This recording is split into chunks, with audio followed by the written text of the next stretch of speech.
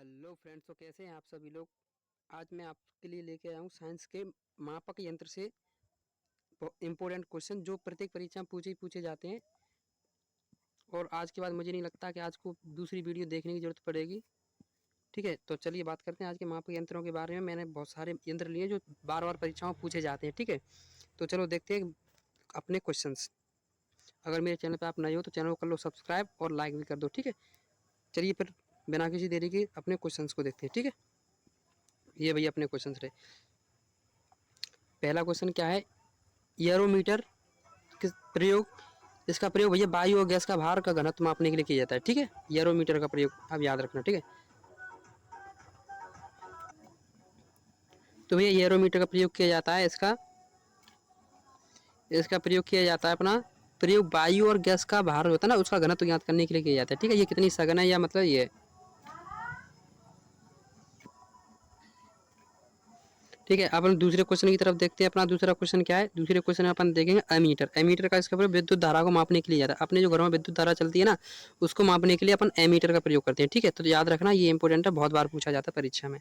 उसके बाद आता है एल्टीमीटर। एल्टीमीटर इसका प्रयोग उड़ते हुए विमान की ऊंचाई मापने की, भैया हेलीकॉप्टर या प्लेन उड़ते हैं ना, उनकी धरती से ऊंचाई मापने के लिए इसका प्रयोग किया जाता है। ठीक है, अल्टीमीटर का।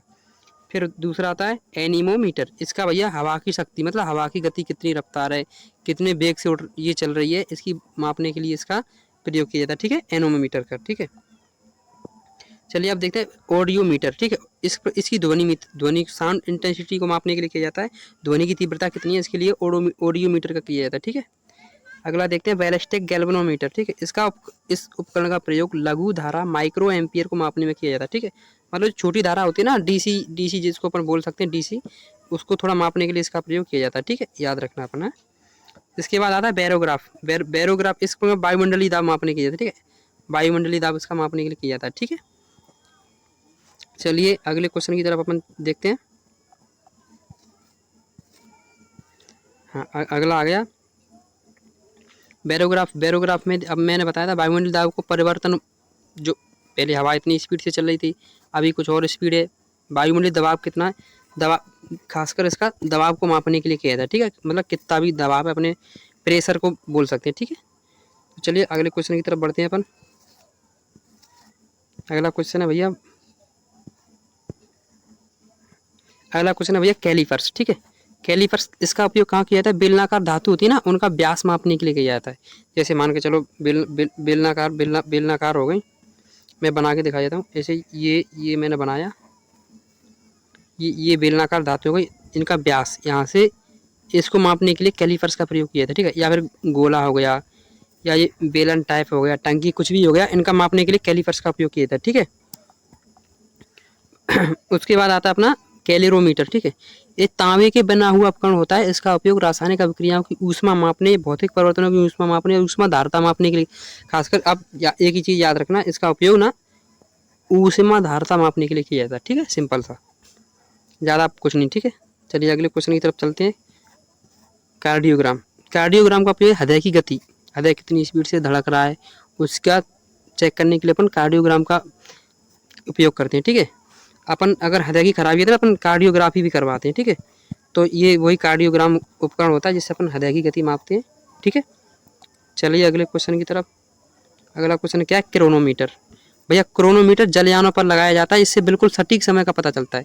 भैया अपन समुद्र में अपन ने समय का पता लगाना। ठीक है, हमें पता नहीं रहता है वहाँ पर समय कितना रहता है। पोलर में मतलब क्या है, ये कंपास ना थोड़ा कम ही काम करता है। ठीक है, तो वहाँ पे सटीक समय का ज्ञात करने के लिए अपन क्रोनोमीटर का उपयोग करते हैं। ठीक है, चलिए अगले क्वेश्चन की तरफ। क्या दिया, डेंसिटोमीटर। इससे भैया घनत्व का मापन, डेंसिटी उसमें खुद ही छिपा हुआ है डेंसिटी, तो इससे घनत्व मापते हैं। ठीक है, आप सिंपल से याद रखना घनत्व। ठीक है, डायनेमोमीटर। इस उपकरण का उपयोग इंजन द्वारा उत्पन्न की गई शक्ति को मापने किया जाता है। भैया जो अपने घरों में इंजन होते हैं ना, अपन यूज करते हैं ट्यूबवेल के लिए, ट्यूबवेल। ठीक है, इनके लिए अपने उपयोग करते हैं ना, तो जो डायनामोमीटर होता है ना, उससे इंजन की शक्ति, इंजन कितनी कार्य क्षमता है, क्या कार्य कर सकता है, कितना स्पीड से चल सकता है, इसके लिए अपन डायनामोमीटर का प्रयोग करते हैं। ठीक है, चलिए अगले क्वेश्चन की तरफ चलते हैं अपन।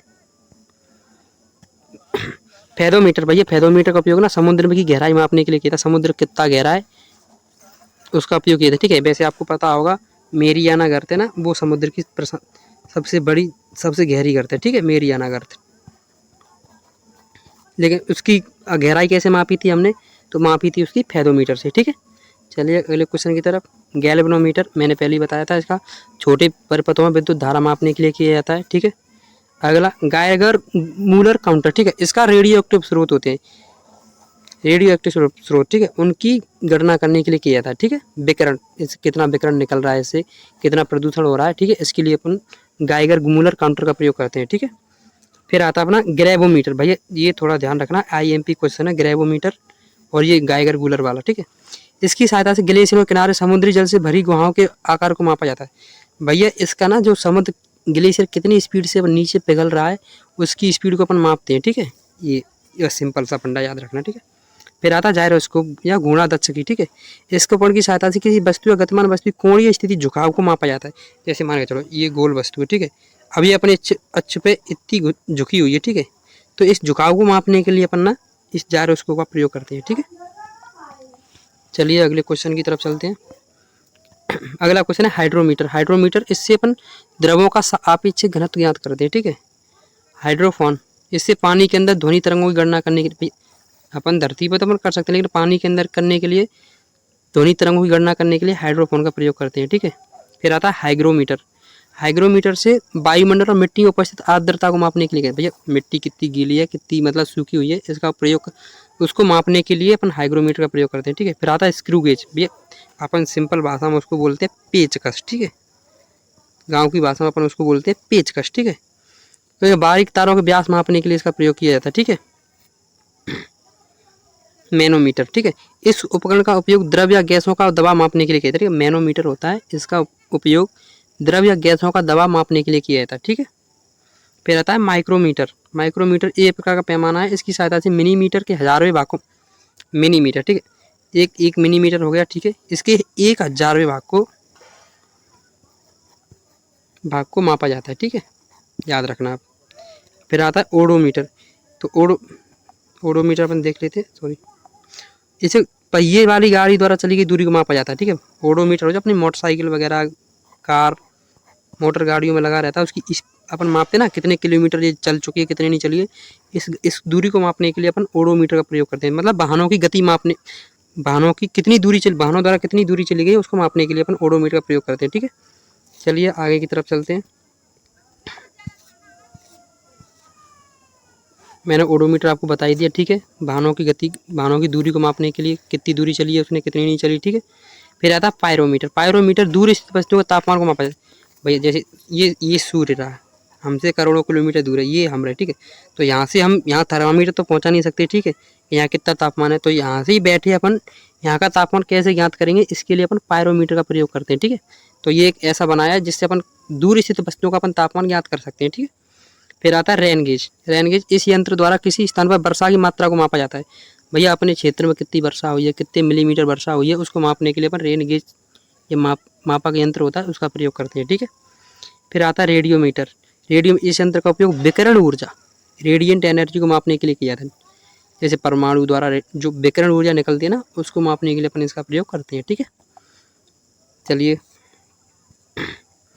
अभी अगला क्वेश्चन है स्पीडोमीटर। भैया ये है मोटरसाइकिल की गति मापने वाला यंत्र, कितनी स्पीड में जा रही है, 40 की में, 50 की में, 60 की में, कितनी अपन चलाते हैं ना, उस गति को मापने के लिए अपन इसका प्रयोग करते हैं, ठीक है। फिर आता है विस्कोमीटर। विस्कोमीटर द्रवों की श्यानता, द्रव कितना गाढ़ा है कितना नहीं है, इसका पता लगाने के लिए अपन इसका प्रयोग करते हैं, ठीक है, विस्कोमीटर का। फिर आता है एक्नोमीटर। इसकी सहायता से सूर्य की किरणों की तीव्रता को मापा जाता है। सूर्य की किरणें ना कितनी स्पीड से चल रही हैं, कितनी तीव्रता से हैं, उसको मापने के लिए अपन एक्नोमीटर का प्रयोग करते हैं। भाई ये इंपॉर्टेंट है यार, ये परीक्षा में बहुत बार पूछा है, ठीक है। एक आता है टैकोमीटर।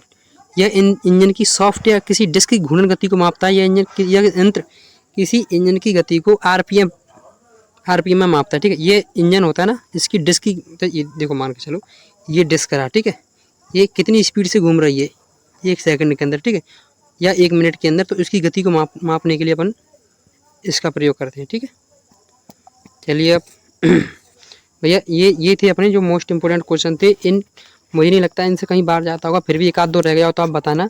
वैसे इनमें से एग्जाम में आ ही जाता है 100%। ये सभी जो मैंने बताया ना, ये प्रत्येक एग्जाम में आ चुके हुए क्वेश्चन है, ठीक है। वैसे पूरे VIP इम्पोर्टेंट क्वेश्चन है, ठीक है, इम्पोर्टेंट। अगर मेरे चैनल पर आप लोग नए हो तो चैनल को थोड़ा सब्सक्राइब भी कर लो भाई, ठीक है। मैं आपके लिए ऐसी मज़ेदार वीडियो लाता रहता हूँ, ठीक है। तब तक के लिए take care and good bye.